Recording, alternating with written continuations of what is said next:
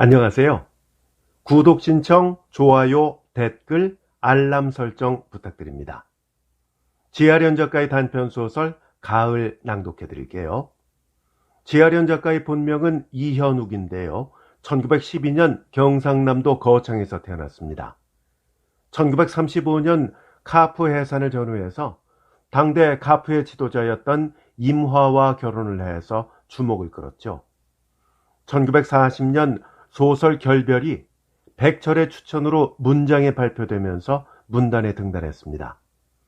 1946년에 발표한 도정이라는 작품은요, 해방 후 문인들의 자기 비판과 삶의 자세를 다룬 수작으로 평가를 받아서 조선문학가 동맹의 제1회 조선문학상을 수상했습니다. 주요 작품으로는 소설로는 결별, 채향초, 가을, 산길, 도정, 광나루 등이 있고요. 시 어느 야속한 동포가 있어 등을 꼽을 수 있습니다. 그리고 소설집 도정이 있고요. 단편소설 가을은 주인공 석재와 그의 아내 그리고 아내의 친구 정예의 이야기입니다.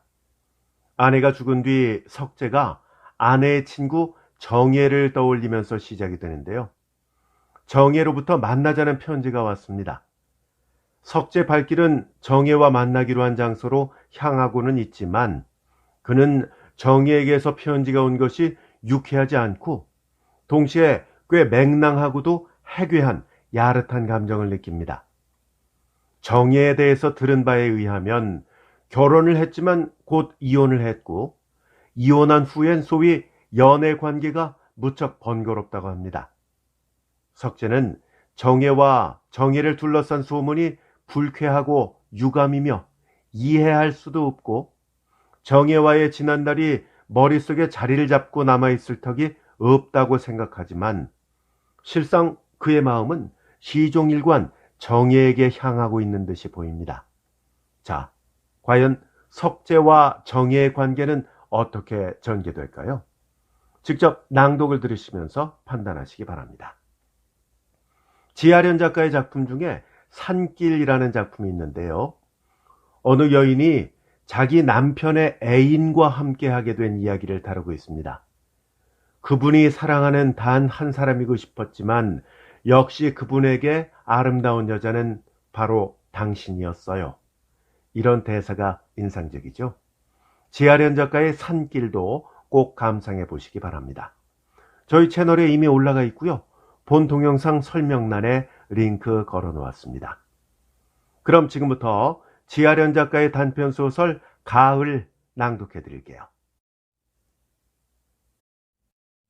서쪽으로 트인 창에는 두꺼운 커튼을 내려쳤는데도 어느 틈으론지 쨍쨍한 가을 볕살이 테이블 위로 작대기를 긋고는 바들바들 사물거린다. 분명 가을인 것이 손을 마주잡고 비벼봐도 얼굴을 쓰다마 봐도 어째 보스송하고 맵긴한 것이 제법 상글한 기분이다. 또 남쪽 창가로 가서 밖을 내다볼라치면 전후 좌우로 높이 고여올린 빌딩 위마다 푸르게 아삼거리는 하늘이 무척 높고 해사하다. 오후 6시다. 회사 내에서 일 잘하기로 유명한 강군이 참다 못해 손가방을 챙긴다. 뒤에 나오시겠어요? 먼저 갑시다. 뒤를 이어 김군도 따라 일어섰다. 마지막으로 여사원 은희가 나간 뒤 실내는 한층 더 호젓하다.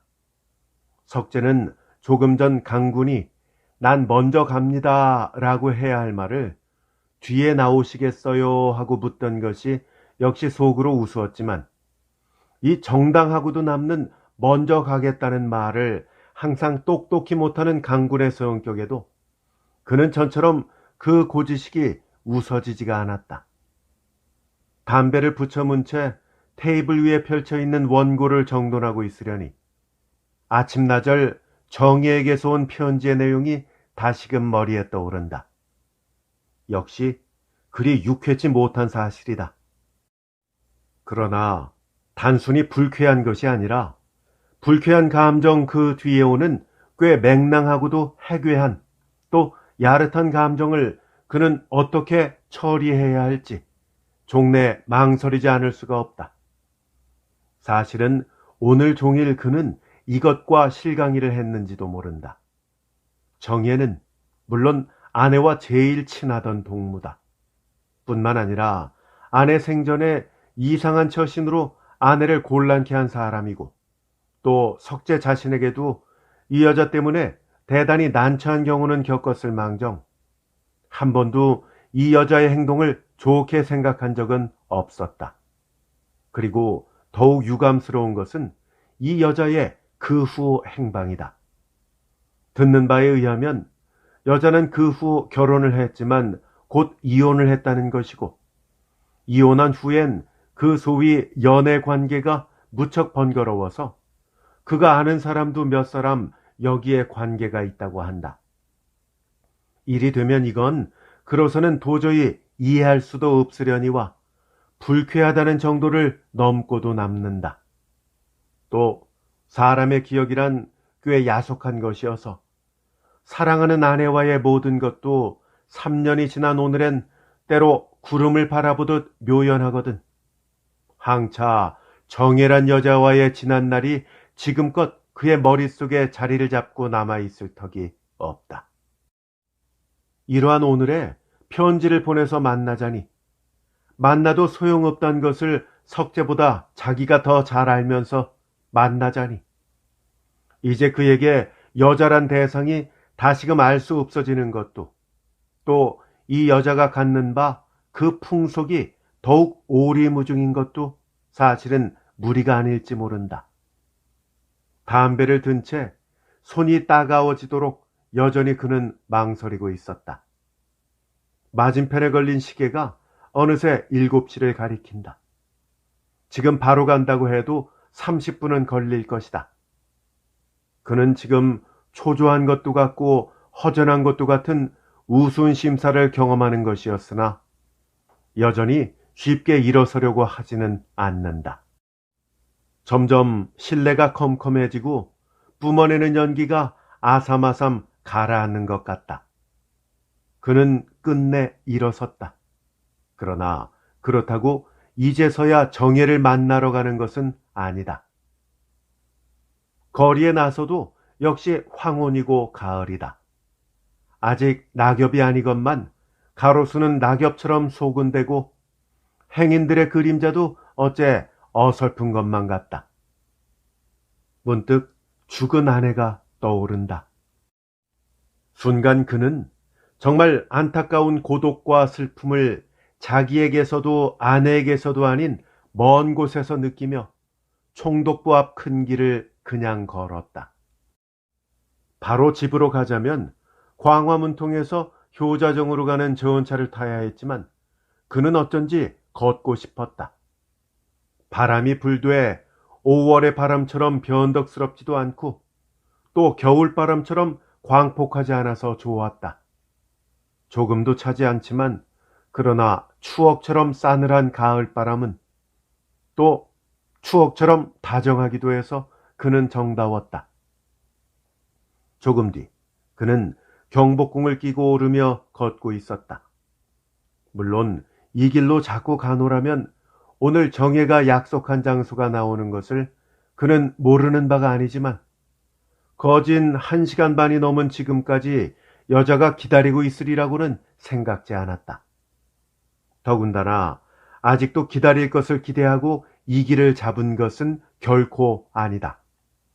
그저 무료해서 지향 없는 발길이었고 또 소란한 길보다 호젓한 길을 취한 것뿐이다. 그는 되도록 담 밑으로 효자정으로 넘어가는 돌계단을 밟으면서 다시금 자기 마음을 의심해 본다. 생각하면 이제 이토록 지향 없는 마음의 소치가 기실 정예에게 있는지도 모르기 때문이다. 하기야 정예가 아내와 가장 친했던 동물한 점에서 혹 정예로 인해 아내를 생각하게 될 수도 있을 것이고 또 전에라도 그는 이렇게 아내를 생각게 되면 곧잘 지향 없어지는 것이 버릇이었지만 그렇다고 해도 이제 정예로 인해 아내를 생각하게 된 것이 정말이라면 어쩐지 그는 죄스럽다.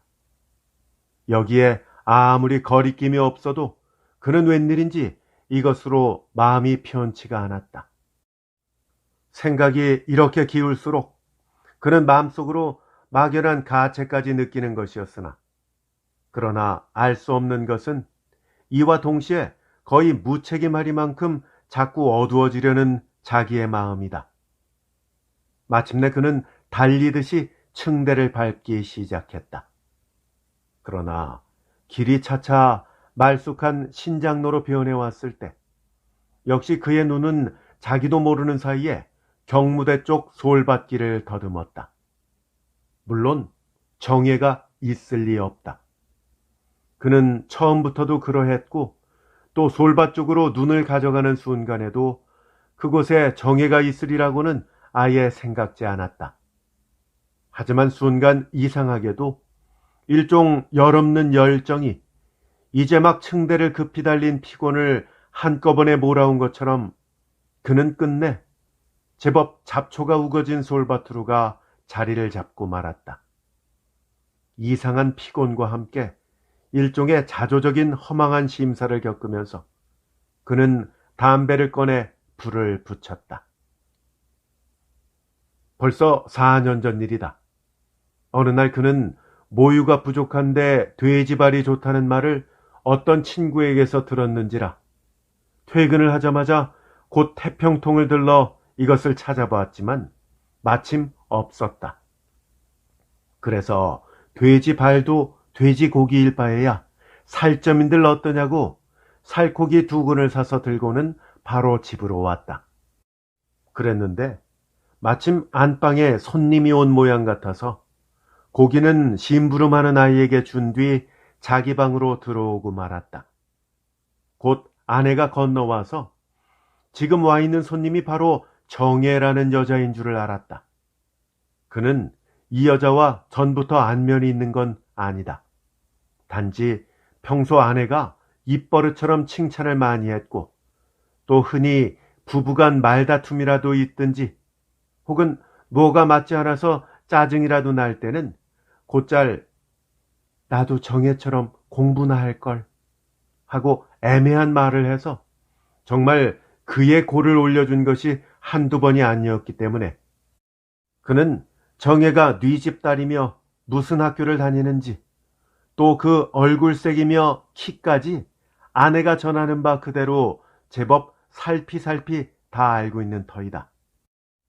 그는 자기 방에서 혼자 저녁을 먹은 뒤 신문을 들치고 있으려니 무슨 영문인지 제법 번거로운 웃음을 터놓으면서 아내가 문을 열었다. 왜들 야단이냐고 그가 물어볼 나위도 없이 손님 오신대요 하고 아내가 들어선다. 뒤를 따라 정예도 들어섰다. 그는 하도 아내가 자랑한 끝이라 어째 좀 당황하기도 했지만 또 달리는 하도 많이 칭찬을 했기 때문에 더 침착하게 맞은 셈이다. 과연 처음 보았을 때 아내가 말한 그대로 별로 틀림이 없었다. 살빛은 그리 흰 폭이 아니었지만 무척 결이 고왔고 눈은 이상한 광채를 뿜는 것처럼 몹시 총명한 느낌까지 주었다. 단지 그가 상상한 바와 다소 어긋난 점이 있었다면 그는 막연하게 정예란 여자도 자기 아내처럼 섬약하고 천진해서 그저 귀여운 여자일 것이라고 생각했던 것이 정예는 아내보다 훨씬 그늘이 있는 뭔지 꽤 맹렬한 일면이 있을 것 같았고 또 조금도 천진하지 않은 느낌이었다. 그가 처음 받은 인상이 이러했고 또 이래서 그도 제법 옷기 쓸렴이면서 정색하고 대한 때문인지는 몰라도 아무튼 두 사람은 터놓고 무슨 얘기를 나누지는 않았었다. 그저 몸이 편찮아서 귀향했다는 아내의 말에 안 됐습니다. 빨리 치료를 하셔야죠. 하고 그가 말을 받았을 정도였다. 이날 정예가 돌아간 뒤 아내는 그의 별미 적은 것을 나무랬다. 왜 그렇게 재미가 없대요? 그 애가 남의 남자하고 인사나 하는 줄 아오? 남 기껏 소개를 해놓으니까 얘기 한마디 없이 옆에서 그냥. 아이고, 딱하다니 난 처음 봤어. 이제 걔 우리 집엔 다시 안 올 테니 난 몰루. 하고는 거반 화를 내다시피 했다. 처음 만난 사람하고 무슨 얘기가 그렇게 많아야 하느냐고 암만 말을 해도 아내는 영 듣지를 않았다. 이래서 결국은 별 대단치도 않은 동무 가지고 왜 야단이냐고 짐짓 핀잔을 주게 되었고, 그렇게 되니까 아내는 뭐가 더 억울한 것처럼 더욱 자랑을 늘어놓은 셈이다. 본시 여자란 얘기를 내놓기 시작하면 나중엔 흔히 제바람에 넘어가기가 쉬운 것인지, 아내도 처음엔 얌전하다느니 재주가 있다느니 또 몹시 다정한 사람이라는 둥, 그야말로 순전한 자랑만이 든 것이 차차 웬만한 남자는 바로 보지도 않는다는 둥, 가령 누구를 사랑할 경우라도 무사한 편보다는 까다로운 편을 택하는 성격이라는 둥, 아무튼 본인을 위해서는 하지 않아도 좋을 말까지 삼갈 줄을 몰랐다. 이래서 그도 제법 코대답으로 듣기는 했지만 끝내 참 대단한 여자로군 하고 피식 웃기까지 했었다. 이 모양으로 기껏 아내의 자랑으로부터 새로이 얻은 지식이란 불행히 그에게 별 보람이 없어서 결국 그리 유쾌하지 못한 취미를 가진 위태로운 여자로밖엔 별로 남을 게 없었다. 이런 일이 있은 후에도 아내는 이따금 그에게 탓을 했기에 나중엔 그도 정말 안 오나 보다 하고는 일종의 섭섭한 것 같은 혹은 미안한 것 같은 생각을 갖기도 했지만, 아내의 예상한 바와는 달리 그 후 며칠이 못 돼서 정혜는 다시 왔다.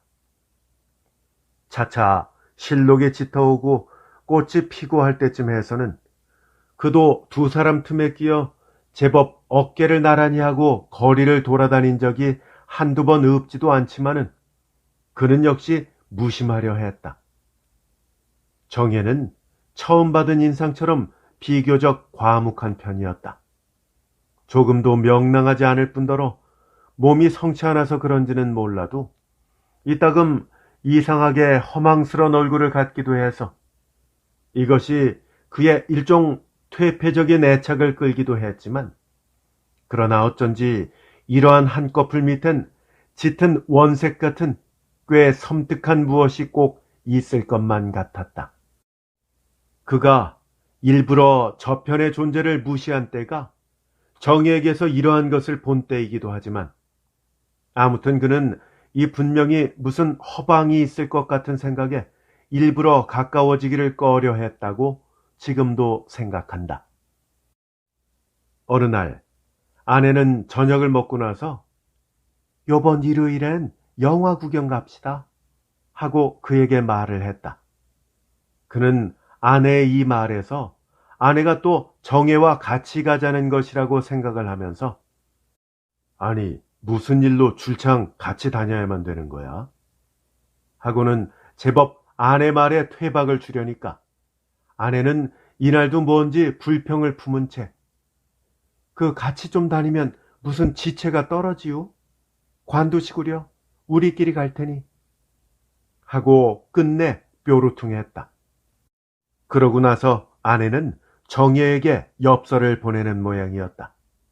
그러나 정작 일요일 날 정혜는 웬일인지 오지 않았다. 얘가 웬일일까? 하고 기다리는 아내 말에 그 잘됐군 하고 놀려주면서도 그도 이날은 종일 집에서 시간을 보낸 셈이다. 이튿날 그가 출근을 하니 웬 낯선 글씨의 편지 한 장이 다른 편지들과 섞여 있었다. 다시 한번 살펴봤지만 역시 잘 모를 편지였다.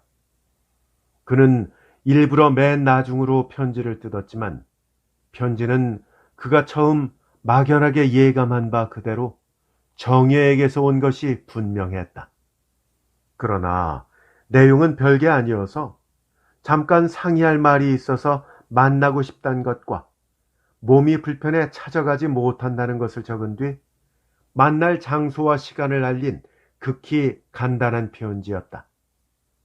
처음 그는 대뜸 그리 유쾌하지 못했다. 그러나 뭘 불쾌하게 생각하기에는 너무 수월하게 말한 기탄 없는 편지였기에 차라리 까다롭게 생각하려는 자기 마음이 되려 쑥스러운 것 같아서 나중엔 자기도 가능한 평범하려고 했다. 그래서 이날 집에 돌아와서도 그는 아무렇지도 않은 양 당신 동무한테서 편지 왔습니다 하고 편지를 내놓으면서 마치 아내에게 온 편지나 전하듯이 무심하려 했다. 아내는 자기에게 온 것이 아닌 줄 알자 좀 의아한 듯이 무슨 일일까? 신병에 대한 얘기인가? 하고 의심쩍어 하는 것을 그가 일부러 병에 대한 거라면 의사에게 가야지 하고 말을 받으려니까 아무튼 어째서 편지를 했든지 그 애로서는 할만해서 했을 테니까 꼭 가보시구려 하고 아내는 역시 동무의 편을 들었다. 이래서 그는 마음속으로 아내는 아직 한 사람의 여자로선 너무 어리다는 것을 느꼈다. 아무튼 이날 그는 이렇게 돼서 정혜를 만나러 간 것만은 사실이다. 그가 전차를 내려서 정혜가 기다리고 있을 본정통 어느 찻집에 들어섰을 땐 거진 8시가 가까워서다. 정혜는 들어가는 초입 왼편에 자리를 잡고 앉아 있었기에 쉽사리 알아볼 수는 있었지만 어쩐지 처음 그래봐서 그런지는 몰라도 편지와는 좀 달리 정혜는 약간 당황한 듯이 인사를 했다. 그도 별 말 없이 인사를 받았지만 기왕 왔을 바에야 설사 저편이야 어떤 태도로 나오든 자기만은 되도록 그야말로 기탄 없이 대해야 되겠다고 생각했다. 그래서 그는 먼저 몸의 형편을 물은 뒤 아내도 몹시 염려한다는 것과 그래서 오늘 같이 나오려다 못 왔다는 얘기를 제법 무관하게 늘어놓은 셈이다. 이랬는데도 정혜는 웬일인지 이런 얘기엔 별 흥미가 없다는 것처럼 그저 허투루 네 하고 대답할 뿐 무슨 얘기를 먼저 꺼내진 않았었다. 이렇게 되면 누가 만나자고 한 사람인지 알 수가 없어지는 것이다. 그가 차차 말을 잃고 거반 싸늘히 식은 찻잔에 다시 손을 가져갈 무렵 여자는 나가실까요? 하고 벼랑간 말을 건넸다. 그는 얼결에 네 하고 대답을 했지만 본정통 입구를 돌아 나오면서 그는 다시금 의아하지 않을 수 없었다. 그러나 그렇다고 내색할 수도 없었기 때문에 그저 지망을 잃은 채 덤덤히 여자를 따라 걸었다. 두 사람이 남대문통으로 해서 부청 앞 넓은 길을 잡고는 다시 광화문통을 바라보고 걷기 시작했을 때 그는 끝내 나한테 무슨 할 말 있어요? 하고 물어볼 수밖에 없었다. 정혜는 잠깐 주저했지만 이어서 할 말 없어요 하고 비교적 똑똑하게 대답을 했다. 두 사람은 다시 잠자코 걷기 시작했다. 그는 속으로 다시금 이상한 여자라고 생각했다. 그러나 이러한 때 느껴지는 이상한 여자란 분명히 존경할 수 없었음에도 불구하고 이 이상한 여자는 끝내 그의 이상한 호기심을 일으켰던 것이다. 또 이 호기심은 지금까지 가져온 그 마음의 까다로운 부분을 헐어버린 것처럼 그는 다시 말을 이었다. 아니, 할 말씀이 있다고 편지를 내시고서 하고 짐짓 건너다 보려니까 거짓말이에요 하고 대답하면서 여자는 태연했다. 이리 되면 다음으로 물을 말은 왜 거짓말을 했느냐 하는 것이겠으나 그는 어쩐지 이 말을 얼른 물을 수가 없었다. 광화문통을 지나 총독부 앞까지 거의 다 왔을 때 전차를 타느냐고 그가 물으니까 정예는 그냥 걸어가겠다고 대답했다. 효자정의 집이 있는 그는 가회정으로 가야 할 정예를 앞에 두고 잠깐 망설이지 않을 수 없었다. 이것을 정예도 알았던지 전 산으로 해서 갈 건데 별일 없으시면 같이 산으로 해서 가시지요? 하고 말을 했다. 역시 전날 편지로 말할 때처럼 예사로운 투다. 그는 조금 전부터도 그러했지만 이 여자의 어떤 태도에든 자기도 되도록 예사로우려고 하면서 그렇게 해도 좋습니다. 하고 쉽사리 대답했다. 경복궁 긴 담을 끼고 삼청동을 들어 가회정으로 넘어가는 널따른 길을 걸으면서도 두 사람은 별로 말이 없었다. 그는 이따금 우습게 역해오는 감정을 느끼기도 했지만 그저 하는 대로 두고 볼 작정이었다. 길이 가회정 쪽으로 기울어질 때쯤에서 인젠 혼자 가도 괜찮습니다. 하고 정예가 돌아섰다. 그도 그저 그러냐는 것처럼 따라 걸음을 멈췄지만 한순간 이상하게 어색한 분위기를 느끼며 그냥 서 있으려니까 괜히 고집을 부려서 미안합니다. 하고 정예는 약간 허망한 투로 말을 했다. 그는 잠자코 있을까 하다가 이런 경우에 고집이라니 생각할수록 하도 재미있는 말이어서 아니 왜 그런 고집을 부렸어요? 하고 일부러 물어보았다. 그랬더니 이상하세요? 하고 정예가 다시 물었다. 그는 정예에게 배워서 자기도 일견 솔직한 채 네 하고 대답해 본다. 그러나 의외로 이 말에 정예는 나빠요 하면서 거반 쏘아보듯 그를 쳐다보았다. 그는 이 애매한 말에서 희한하게도 지금 정예가 자기를 나쁜 사람이라고 비난한다는 것을 곧 알아챘지만 얼결에 자기도 모르게 글쎄 옳시다 하고는 뭉치지 않을 수가 없었다. 지금 생각해도 이때 정예에게 당한 꾸지람은 참 억울한 것이다. 그는 이날 밤 돌아와 자리에 누워서도 정예와 주고받은 말이 좀 채 사라지질 않았다.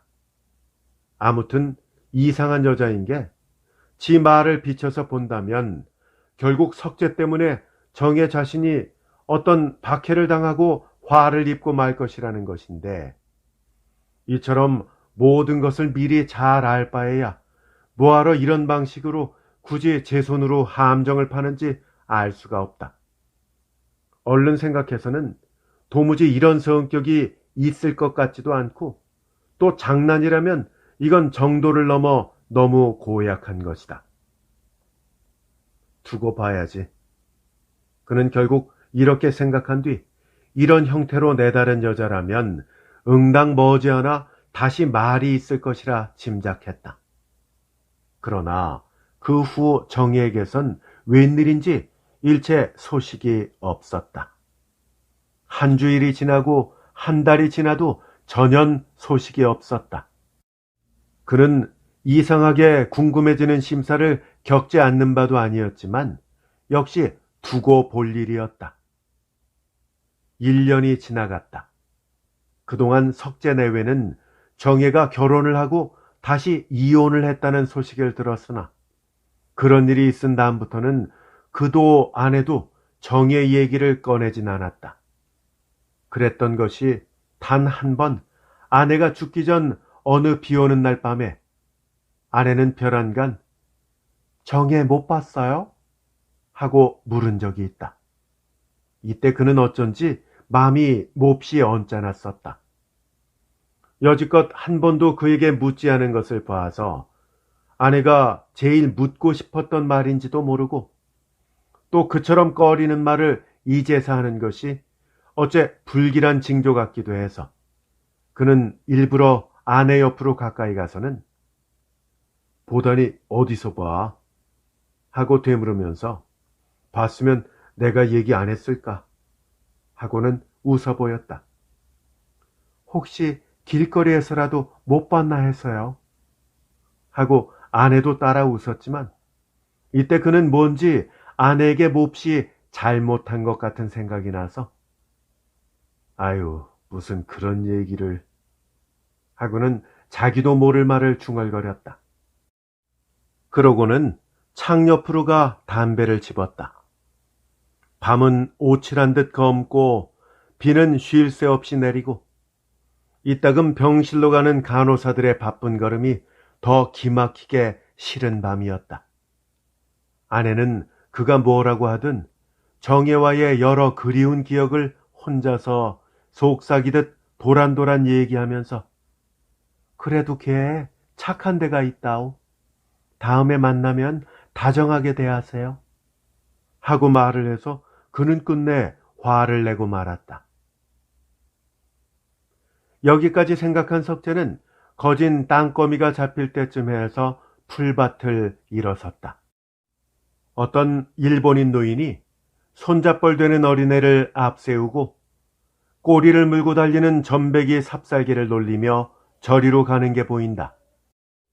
그는 어린아이의 뒷모양에서 지금쯤 라디오 가게 앞에서나 우체통 앞에서 할머니를 따라 놀고 있을 아들 영희를 생각하면서 그대로 걷기 시작했다.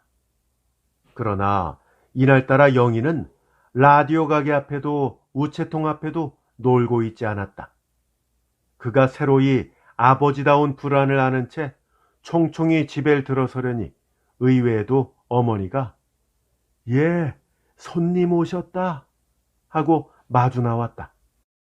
뒤를 따라 정혜가 영희를 아는 채 이제 오세요 하고 인사를 한다. 그는 한동안 어이없이 그저 보고만 있었지만 옆에 어머니 역시 어리둥절해 있는 것을 느끼자 여길 오셨군요. 언제 오셨어요? 하고 그도 인사를 한 셈이다.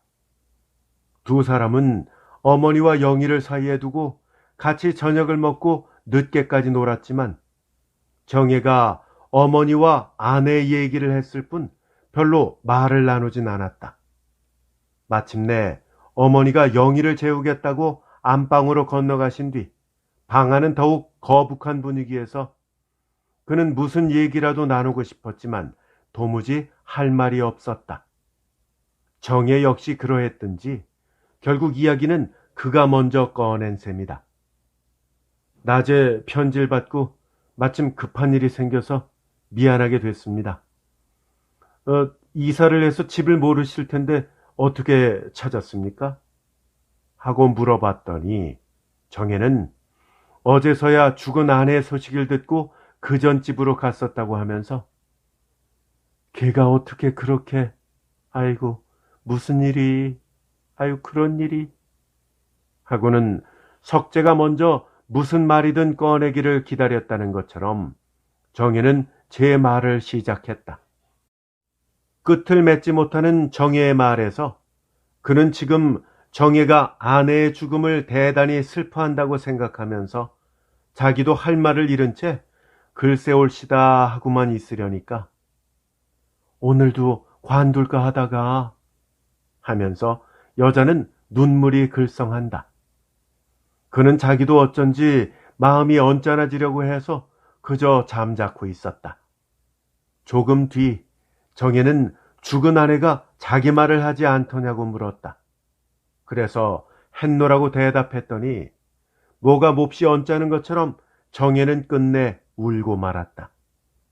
소리를 내서 우는 것도 흐느끼는 것도 아닌 그저 무릎을 세우고 앉은 채 잠자코 울었다. 다행히 그는 정혜의 이마를 고인 두 손이 눈을 가렸기에 마음 놓고 여자의 얼굴을 바라볼 수 있었지만 지금껏 그는 이처럼 마구 쏟아지는 눈물을 본 적이 없다. 그러나 턱으로 뺨으로 함부로 쏟아지는 눈물에 비해 손끝 하나 움직이지 않는 싸늘한 태도가 어쩐지 여자의 알지 못할 운명 같기도 해서 부지중 그는 얼굴을 돌리고 말았다. 과연 여자의 울음은 단지 벗을 잃은 슬픔만은 아닌 듯했다. 그는 뭔지 자기도 점점 어두워지는 마음을 그저 잠자코 있을 수밖에 도리가 없었다. 하지만 다른 한편으로는 일찍이 가져보지 못한 이 여자에 대한 야릇한 불만과 비난의 감정을 어떻게 추스려야 좋을지를 몰랐다. 다음 순간 그는 어떻게 됐든 좌우간 아내로 인해 울기 시작한 이 여자의 울음을 이대로 두고 보기는 정말 견디기 어려운 노릇이었다. 그래서 생각다 못해 너무 언짢아 마십시오. 소용없는 일이니까요. 그보다도 그간 뭘 하고 계셨기에 그처럼 뵐 수가 없었나요? 하고 말을 해보았다. 그랬더니 시골에 가 있었다고 대답하는 정혜는 그처럼 몹시 울지는 않았다. 시골에 가 계셨군요. 서울엔 언제 오셨어요? 하고 그가 다시 물어봤더니 여자는 그저 시무룩하게 웃을 뿐 잠자코 있었다. 순간 그는 자기의 이러한 물음에 능히 웃으며 대답할 수 있는 그녀의 마음 상태가 좌우간 싫었다. 그는 끝내 이상한 미움을 느끼며 그간 얘기나 좀 들읍시다 하고 짐짓 건넸다. 그랬더니 여자는 다 아시면서 하고 여전히 같은 태도이다. 이래서 그는 끝내 몹시 타락한 여자라고 생각을 했고 또 이런 생각 때문에 차라리 이 여자에게 너그럽게 대하려고도 했으나 그러나 어쩐지 이보다는 뭔지 불쾌한 감정이 앞서서 그는 자기도 모르게 하도 호사스러운 얘기가 돼서 원 하고는 제법 피식 웃고 말았다. 과연 정혜는 많이 변했었다. 얼굴빛이 헬쑥할 정도로 희어졌고 성격도 훨씬 달라진 것 같아서 전처럼 과묵한 인상을 주지는 않았다. 그 대신 전보다는 사뭇 품위가 없고 무게가 없어 보였다. 한동안 말을 잃은 채 앉아 있었지만 다음 순간 그는 우연히 정혜와 눈이 마주치고는 놀라지 않을 수 없었다. 여자는 두 손을 무릎 위에 올려놓은 채 그냥 눈이 퀭해서 맞은편 벽을 보고 앉아 있었지만 여자의 이 버릇 같은 허망한 얼굴이 만일 예전에는 건방져서 사치한 것이었다면 지금의 것은 이것과는 훨씬 달라서 어쩐지 처참하게 보였던 것이다. 정혜는 가겠어요 하고 일어섰지만 그는 역시 말을 잃은 채 덤덤히 앉아 있었다. 그러나 조금 뒤 안방으로 건너가 어머니에게 인사를 하고 잠이 든 영희를 들여다보고 할 때 정희의 얼굴은 의아하리만큼 조금 전과는 사뭇 달라서 일견 명랑해 보이기까지 했다. 그는 다시금 불쾌했다. 조금도 성실치 못한 그저 경박하고 방종한 성격의 표현 같기만 해서 일종 증오에 가까운 감정이 없지 않았지만 역시 좀채로 사라지지 않는 것은 조금 전에 그 알 수 없는 얼굴이었다. 뭘 후회하는 얼굴이라면 좀 더 치사해야 하고 이것도 저것도 아니라면 훨씬 더 분별이 없어야 한다. 그는 여전히 갈피를 잡지 못한 채 정류장까지 정혜를 따라 나왔다.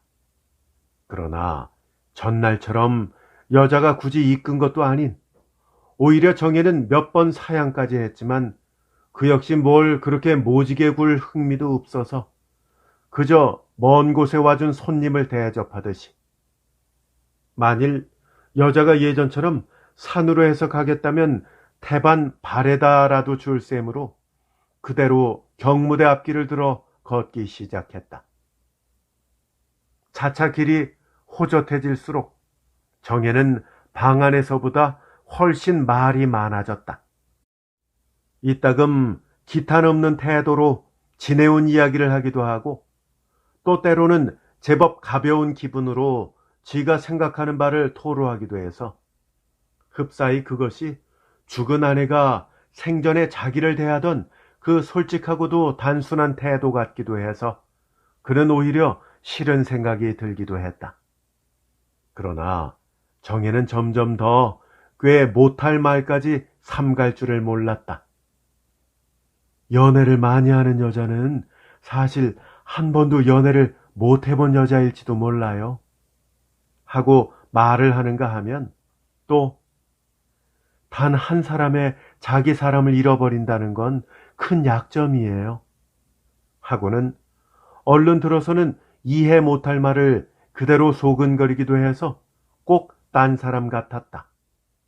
그가 듣다 못해서 그렇다고 숱한 연애를 할 건 뭐요?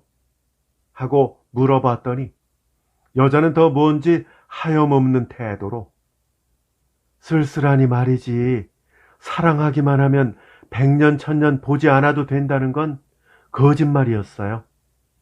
하고 잠깐 말을 끊었다가는 또다시 참는다는 건 자랑이 있는 사람의 일일 게고 또 자랑이 없는 사람은 외로워서 쓸쓸할 거고 그 쓸쓸한 걸 이겨나갈 힘도 없을 거고 그러니까 결국 아까 말한 그런 약점이란 어리석은 여자에겐 운명처럼 두려운 것이에요.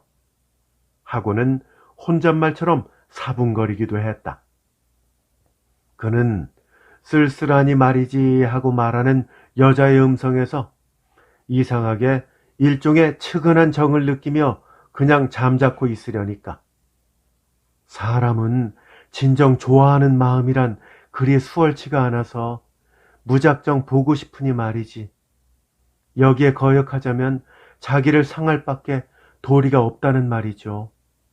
하고 정혜는 예전 같은 태도로 이야기를 계속했다. 그는 여자의 이러한 대담한 이야기가 좀 징하게 느껴졌다거나 반대로 무슨 감동을 주었다기보다도 흔히 서양 여자들에게 많다는 무도병이라는 병처럼 이 여자에게도 무슨 고백병이라는 게 있지는 않나 싶어서 차라리 의아할 정도였다. 그러나 역시 한편으론 언젠가 걔는 지가 남을 사랑할 때라도 무사한 편보다는 까다로운 편을 취하는 성격이래요 라고 말하던 아내 말이 생각나서 어쩐지 한 소녀의 당돌한 욕망이 이보다는 훨씬 사나운 현실에 패한 그 폐허를 보는 듯해서 싫었던 것이다. 얼마를 왔는지 세 갈래 길에 이르자 이리로 해서 저는 전차를 타겠어요. 하는 정의의 말에 그는 비로소 얼굴을 들었다. 그러나 의외로 눈물로 마구 젖은 여자의 얼굴에 그는 다시금 놀라지 않을 수 없었다. 정말 생각지도 못한 일이다. 그는 처음부터 여자가 울면서 얘기를 했다고는 암만 해도 믿어지지가 않았다. 그는 여자가 새삼 알 수 없어지는 한편 이상하게도 마음이 무거워짐을 느꼈다. 두 사람이 피차 말을 잃은 채 경복궁 긴 담을 끼고 거진 반이나 내려왔을 때다. 정혜는 다시 말을 이었다. 인생이란 어떤 고약한 사람에게도 역시 소중하고 고귀한 것인가 봐요. 아무리 가혹한 운명이라도 이것을 완전히 뺏지는 못하는가 봐요. 죽기 전에 꼭 한번 뵙고 싶었어요. 뵙고는 제일 고약하고 숭없는 나의 얘기를 단 한 분 앞에서만 하고 싶었어요. 하면서 역시 아까와 같은 어조로 도란도란 이야기했다. 그는 머리를 숙인 채 마음속으로 지금도 정혜가 울면서 얘기를 할 것이라고 생각했다. 뭔지 더 참을 수가 없었다. 당장 손이라도 쥐고 숱한 얘기를 하고도 싶은 이상한 충동을 순간 느끼는 것이었지만 역시 뭐라고 할 말이 없었다. 그는 끝내 얘기 관둡시다. 내가 고약한 사람일 거요. 그리고 당신은 숭 없지도 아무렇지도 않소. 하고는 뭔지 자기도 모를 말을 중얼거렸다. 그리고는 비로소 처음으로 여자의 얼굴을 정면으로 바라보았다. 그러나 여자는 그의 말을 조금도 믿지 않았다. 믿지 않는 것을 그는 여자의 얼굴에서 보았다. 길이 거의 끝날 때쯤 해서 두 사람은 꼭 같은 말로 또 뵙시다. 또 뵙겠어요. 하고 마지막 인사를 주고받았지만 전차가 떠날 때쯤 해서 어쩐지 그는 정혜를 다시는 못 볼 것만 같았다. 그는 자기도 모르는 사이 초조한 걸음으로 몇 발자국 앞으로 나아가며 제법 커다랗게 여자를 불러보았다. 그러나 이미 정혜가 알 턱이 없었다. 마침내 그는 오던 길을 향하고 발길을 돌이켰다. 정말로 지루한 걸음이었다. 이날 들어 벌써 세 번째 오르내리게 된 꽃 같은 길은 그 나가 자빠진 꼴을 하고 천상 엄흉하기 짝이 없었다. 그가 여전히 참기 어려운 역정을 품은 채 돌계단을 반이나 올라왔을 때다. 드디어 그는 마음속으로 정혜는 자기 말대로 흉악할지는 모른다. 그러나 거지는 아니다. 허다한 여자가 한껏 비굴함으로 겨우 흉악한 것을 면하는 거라면 여자란 영원히 아름답지 말란 법일까? 하고 중얼거렸다. 그러나 다음 순간 눈앞엔 어느 거지 같은 여자보다도 더 거지 같은 딴 것이 싸늘한 가을바람과 함께 그의 얼굴에 부딪혔다. 지하련 작가의 단편소설 가을 낭독해드렸습니다. 재밌게 잘 들으셨는지요? 오프닝에 말씀드린 것처럼 지하련 작가의 작품 중에 산길이라는 단편소설도 추천드립니다. 그리고 이 작품과 제목만 같은 작품이 있죠. 김유정 작가의 가을인데요. 이 소설도 몹시 흥미롭습니다. 한번 들어보셔도 좋겠습니다. 함께 해주셔서 감사합니다. 다음에 더 좋은 작품으로 찾아뵐게요. 안녕히 계십시오.